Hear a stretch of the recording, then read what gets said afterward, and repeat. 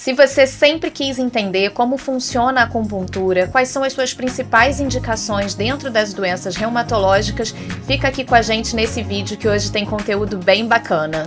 Eu sou Marcela Andrade, sou médica reumatologista e esse canal, Uma Conversa Bem Articulada, é um espaço que eu trago para a gente conversar sobre os principais temas do consultório do reumatologista, dos pacientes com dor crônica e doenças autoimunes.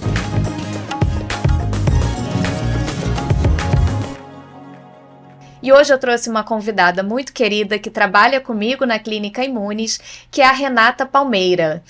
A Renata, ela é fisioterapeuta e acupunturista. Seja bem-vinda, Renata. Obrigada, Marcela. Obrigada por me receber. Muito feliz de estar aqui.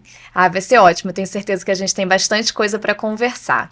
E, Renata, para a gente começar esse nosso bate-papo, eu queria te perguntar um pouquinho o que te trouxe, como que foi o seu caminho até chegar na acupuntura, porque eu sei que a sua formação foi primeiro em fisioterapia e depois a vida foi te levando por esse caminho. Conta um pouquinho para a gente da sua história. Então, eu me formei em fisioterapia e acabei indo para o lado do tratamento da dor. E aí, com o passar do tempo e atendendo os pacientes, eu fui percebendo que muitas vezes essas dores físicas, elas precisam de uma abordagem a mais. E aí, uma das técnicas que eu encontrei, que para mim fechou com chave de ouro, foi a acupuntura. Para conseguir atuar nas dores físicas, nas dores emocionais, de forma mais completa. Com certeza, né? A gente sabe, eu sempre falo isso aqui no canal, o quanto o paciente com dor crônica, ele é um paciente que precisa de cuidado multiprofissional e de uma abordagem bem holística, bem integral, no sentido de que não é um paciente que a gente tenha que tratar só a causa da dor física, né? Com frequência, a dor crônica, ela vem acompanhada de transtornos emocionais, de transtornos de sono, de perda da qualidade de vida, de mudanças na realização das atividades de vida diária, né? Impacta muito, impacta a autonomia. E a acupuntura é uma técnica que trabalha muito com a rotina das pessoas, né? Com mudanças de hábitos. E isso acaba sendo fundamental para o tratamento desse tipo de patologia. Com certeza. E a gente sabe, né, Renata, que a acupuntura e reumatologia, justamente por isso, e justamente pela reumatologia ser uma especialidade que lida muito com a dor no seu dia a dia, a gente sabe que existe uma casadinha muito boa aí, né? E por isso que eu faço questão da gente ter esse serviço lá na Clínica Imunes para os meus pacientes. E fala um pouquinho pra gente, assim, onde você acha que tem as principais indicações dentro das doenças reumatológicas para a acupuntura atuar e trazer melhorias no tratamento. Acho que dentro da reumatologia a gente tem muitas patologias sistêmicas, né, que afetam vários sistemas ao mesmo tempo. E a vantagem que a acupuntura tem é justamente poder atuar em todos eles ao mesmo tempo. Então, a fibromialgia, por exemplo, que é uma patologia que acomete vários sistemas, tem dores musculares, tem ansiedade, tem as questões emocionais, de sono, como você falou. A acupuntura acaba trabalhando muito melhor por ter essa abrangência maior. E questões localizadas também, uma artrose de joelho, que tem uma dor muito, muito forte, a gente consegue atuar de forma local e de forma sistêmica para a melhora do paciente. E o bacana, né, Renata, é que assim, é como eu falo, a acupuntura, ela aí às vezes funciona até um pouquinho como alguns tratamentos medicamentosos até.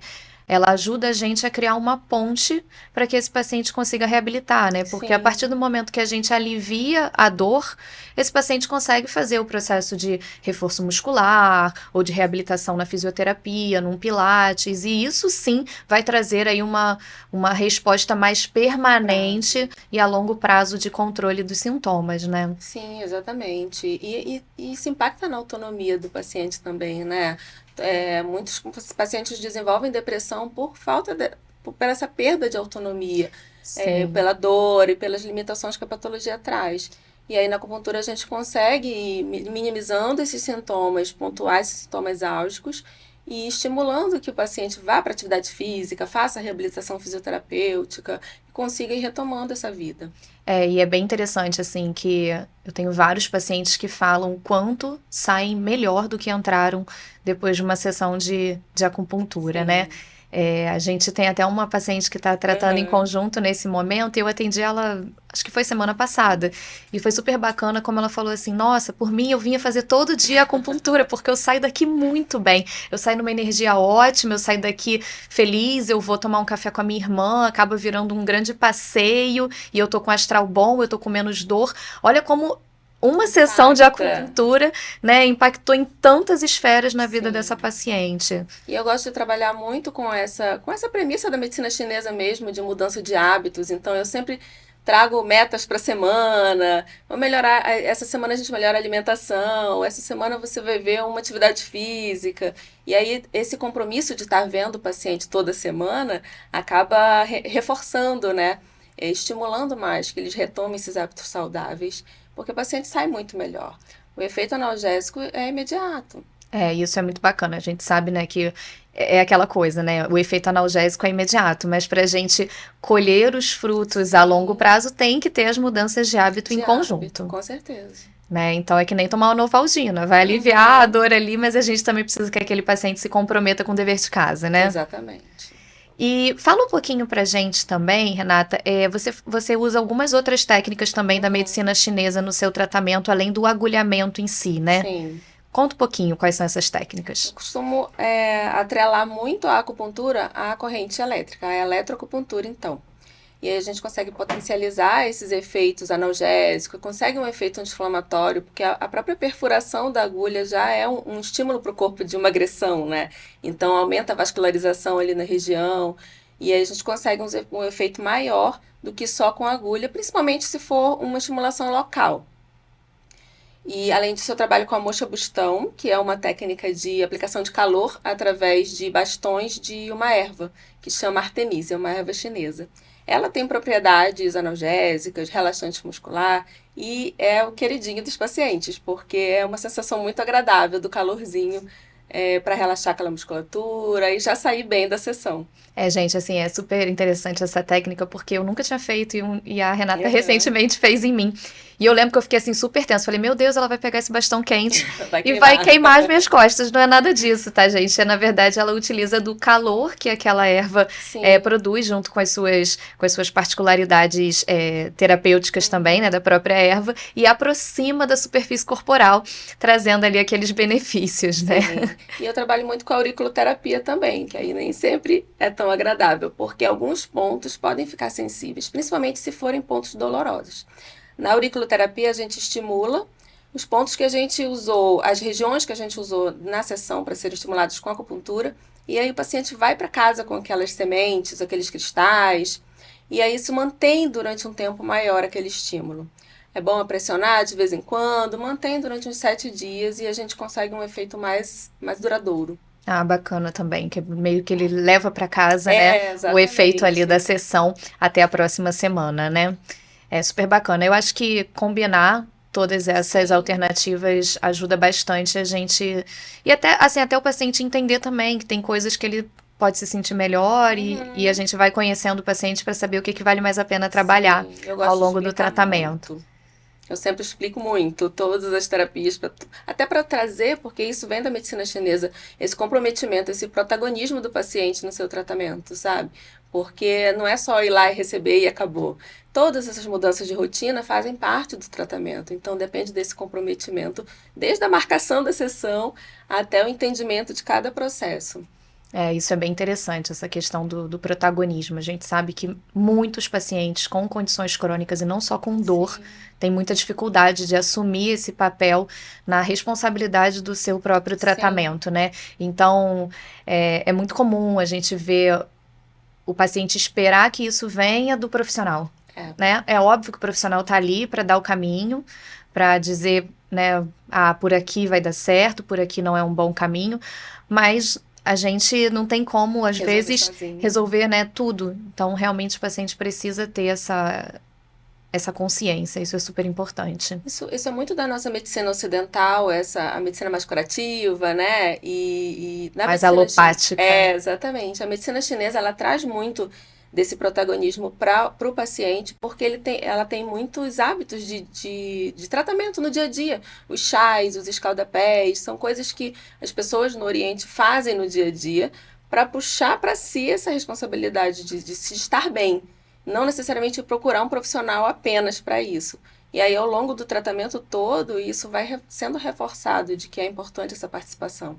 E eu acho que a gente está, atualmente, a nossa sociedade está indo num caminho totalmente oposto, né? As pessoas hoje, tudo elas querem a De pílula imediato. milagrosa, né? A pílula que vai emagrecer, a É. pílula que vai dar felicidade, a pílula que vai diminuir o estresse. Só que a gente sabe que podem até ter medicamentos que auxiliem em cada um desses processos, mas se a gente não muda o que está fazendo, quando a gente retira o medicamento, tudo Exato. volta aonde estava, e às vezes até pior.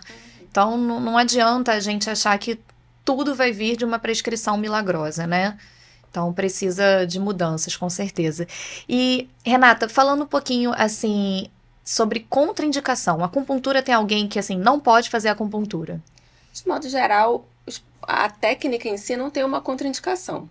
É claro que tem alguns pacientes que têm pânico de agulha. Sim. E aí a gente acaba utilizando o laser, por exemplo, que pode estimular pontos de acupuntura também. Outras técnicas para estimular aquele ponto que não seja com agulha. Mas a técnica em si não tem.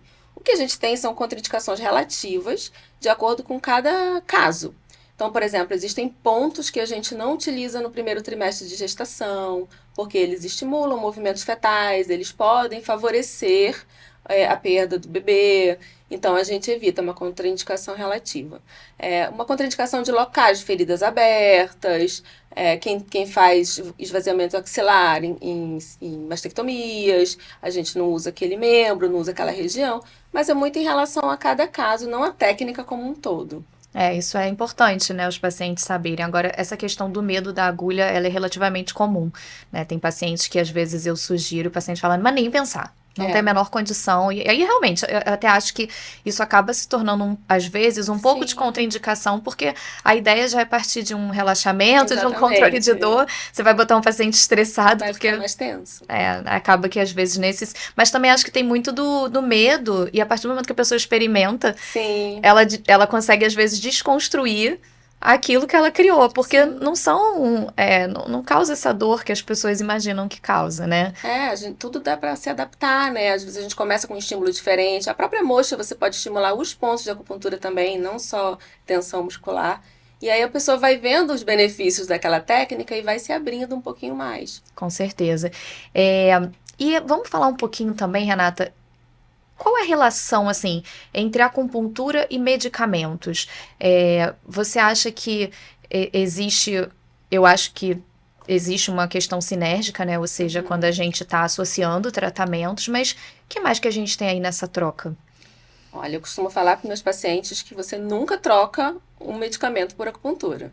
Eu nunca recomendo que nenhum medicamento seja retirado. Mas a gente tem como minimizar os efeitos colaterais, que muitas vezes acontecem, principalmente nesse tipo de patologia, né? De patologias, dores crônicas e reumatológicas.